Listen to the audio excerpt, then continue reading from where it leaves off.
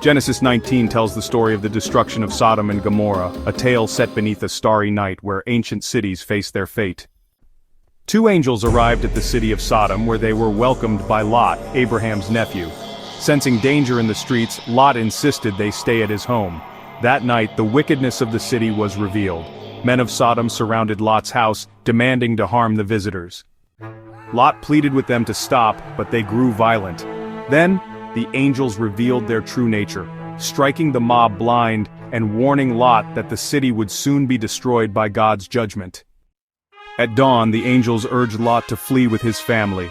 Hesitant at first, Lot was taken by the hand and led out with his wife and daughters.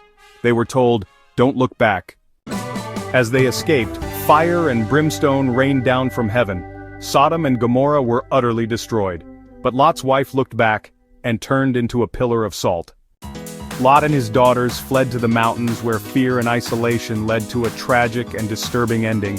His daughters, believing they were the last people on earth, tricked Lot into fathering children with them. Genesis chapter 19 is a powerful chapter, a warning about corruption, judgment, and the importance of obedience, even when it's hard to look ahead.